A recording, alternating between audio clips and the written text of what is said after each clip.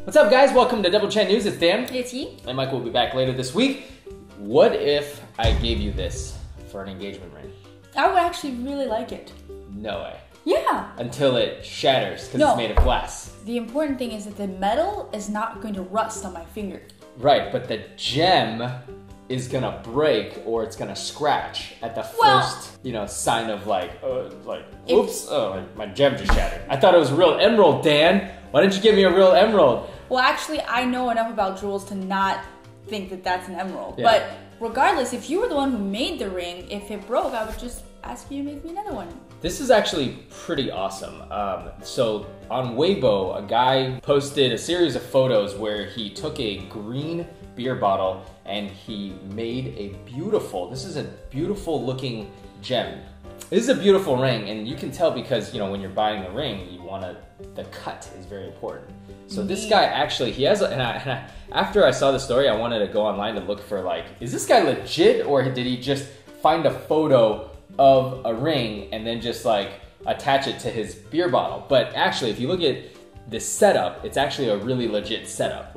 This turning disc, I imagine there's some kind of diamond, No, that's the thing that's used to make the little gem. That's used to cut the gem. Yeah, basically. cut the gem, polish, whatever it is, and then indeed you do glue. They usually use an epoxy to glue the gem onto the soldering needle or whatever it's called, that handle thing.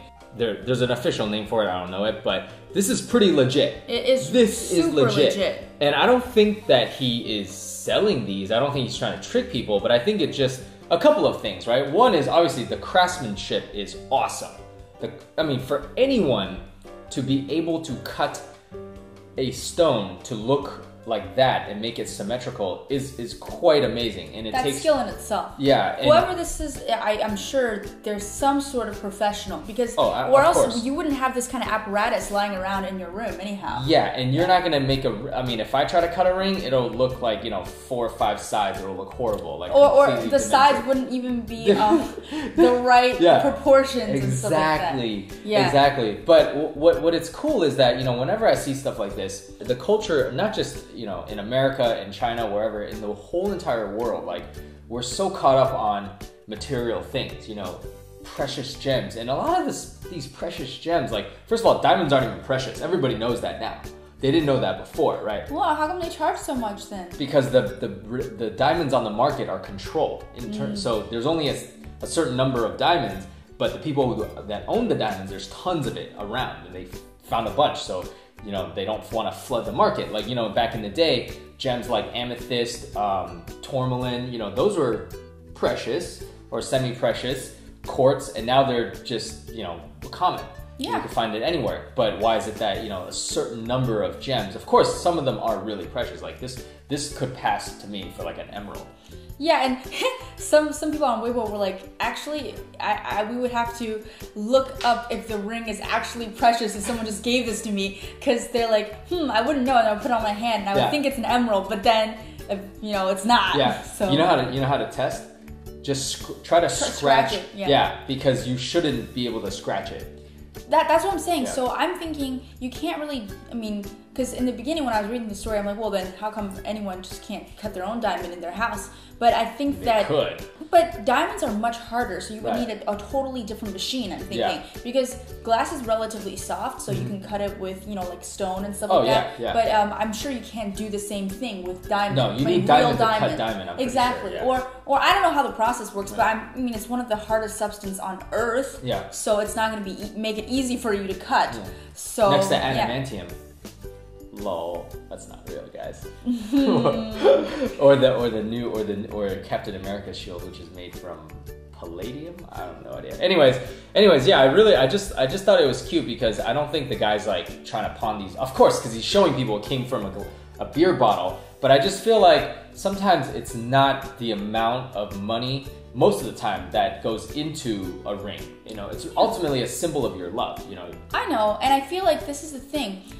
Back in the day, maybe people didn't feel as much pressure to get such a 1 carat, 2 carat ring. Yeah. It has to be huge, But nowadays, I feel like there's an immense pressure on the ring buyer, whoever that may be, and it's just a really big financial burden. It's a lot of money. Not just on the ring buyer, but also on the ring wearer. Oh yeah, it's on your finger. I'll tell you if you look at a lot of the comments here, now a lot of people like they take this at face value. Like they're too serious. They don't realize that this is just meant to be like, hey, check this out. Check out a cool thing I did. So a lot of them are saying like, the girl would be okay with it until her friends until her friends saw it and realized that it was fake. Basically illustrating that, like, why? Men are put pressure, but also women put pressure. Like there's just too much pressure all around to get like a beautiful ring. Why? Just so you could show it off? Actually, I think that there are some people on Weibo who are like, honestly, if my husband or my significant other made this for me, I would find it to be way more precious than a diamond ring, because yeah, sure, it's not a diamond and it's the glass, but he made it, so that's priceless. Absolutely. And I totally agree with that sentiment, because who cares if your friends are like, oh, you got a glass ring? Yeah. Well, my husband made this ring for me, okay? Your husband just walked in the store and buy it. Because he's rich. I mean, if your husband saved up for it, I'm sorry, I'd be like, okay, great, but still, Yeah.